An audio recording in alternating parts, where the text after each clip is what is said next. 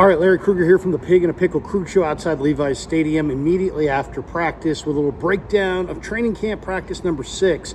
We'll do a full breakdown on everything that happened down here in Santa Clara in an hour or so, but let's first do a breakdown of what happened in training camp practice number 6. They were back in pads today. Good spirited practice. Kind of a shorter practice than yesterday, but still very good spirited practice. Probably the highlight of the day was Brock Purdy went up top, and it looked like a go pattern. He kind of rounded it off, way down the field, like it might have been a little bit of a deep cross. But great deep ball from Brock Purdy, who hit Jordan Watkins in stride. And it's the first time that I've seen Purdy connect with Watkins down the field. And it's just a reminder that Watkins has 4.37 speed. He's got good size. This guy produced in the SEC. This is going to be part of a very deep and talented 2025 49er draft class. We're going to be talking about the Niners 25 draft class probably for the next 20 years. Because, you think the 86 draft was deep? The 86 draft was very deep and netted Charles Haley, Bill Walsh's finest work in some regards, trading back multiple times in the first round, starting a draft with Larry Roberts, coming away with Don Griffin, Kevin Fagan, Steve Wallace, Tom Rathman, and of course the Hall of Famer Charles Haley. It really set the Niners up for success, and they were really good in 87. They won it all in 88. They won it all in 89. They came this close to beating the New York Giants and going back to the Super Bowl for a third year in a row in 90. They were good in 91. They were good in 92. They were great in 92. They hosted the NFC Championship game. They might have been the best team in the NFL. Dallas got over. They won it all in 94.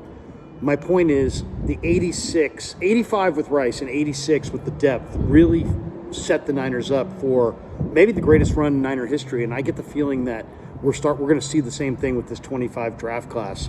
And Purdy to Watkins, it's just the latest, as far as rookies shining. And he wasn't the only rookie that shined today. Other guys who really stepped out. In the one-on-one drills today, Sebastian Valdez, the undrafted rookie out of Washington, really demonstrated his skill set. He's got great upper body power, and he can just throw guys away at the last second. He's very powerful, but he's also quick. And he won several reps. He has been winning reps. I feel like I'm the only person talking about this guy. This guy has won reps consistently throughout the OTAs, throughout the offseason. And now with the pads on, he's continuing to win reps. He had a couple of reps in the one-on-ones today that were just vicious. One time he threw away a guy and just bull rushed him with power and threw him away like wet tissue paper. He bull rushed him and then there was another one where he just gave the guy a move and got to the quarterback. So he can win with power, he can win with speed. But the biggest thing with Sebastian Valdez, he wins. He wins his reps. He is fun to watch. Watch for him in the preseason. I think I might be the only person talking about Sebastian Valdez, but he looked great today. Derek Canteen had the hit of the day today. Huge hit on Kiner in the hole.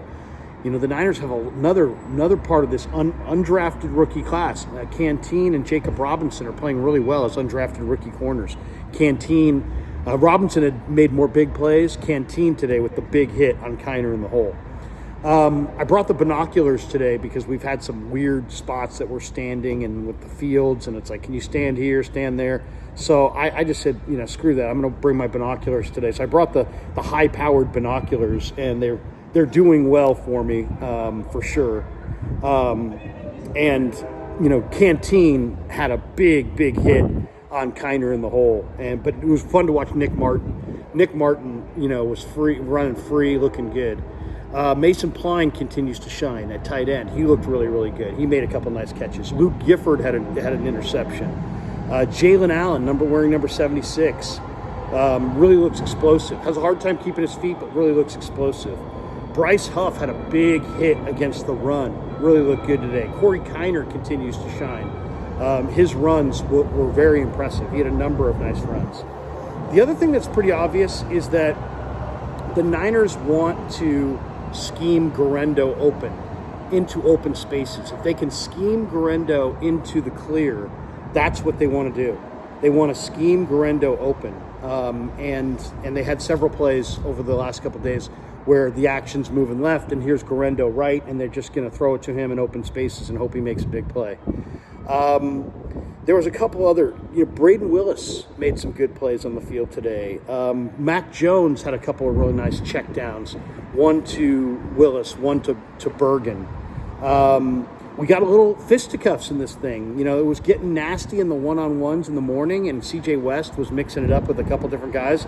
And in the afternoon, West and Hennessy, the center, had a little mini fisticuff. So it was a hot day today, and guys are getting on each other's nerves for sure. But we got a little West against Hennessy. We saw Tanner Mordecai throw a pass to the flat to Corey Kiner. It was right at his feet, and Kiner dove for it, made the catch, and then got up and made a nice play. I mentioned Jalen Allen in his first practice wearing number 76. He had a terrific tackle for a loss on Corey Kiner on a delay to Kiner, and Allen read it, jumped it, and put him on the ground.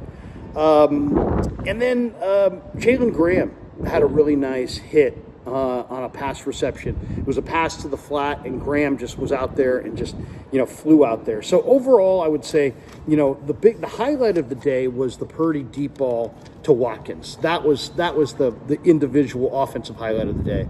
The biggest hit of the day probably goes to Derek Canteen for his hit on Kiner in the hole. Sebastian Valdez is the you got to be kidding me guy today. He's winning in these one-on-ones. He looks fantastic. Nick Martin is flying around and looking good. Bryce Huff, looks like he can be a force, both as a pass rusher and as a run defender. And then it's pretty obvious that Shanahan's plan is to get Guerendo and try to get Isaac Guerendo in space. And it makes sense. Guerendo's got a ton of speed. He's really shifty. He's really talented. If you can get him in space, you want to. If you can get Guerendo out in space, he's going to make big plays. And they got him out in space, in this one pass play where they had everything going to the right. All the action was to the right, and they flipped it to Guerendo in the flat to the left. And, you can see it's that kind of play that's going to free him open for a 40 or 50-yard gain.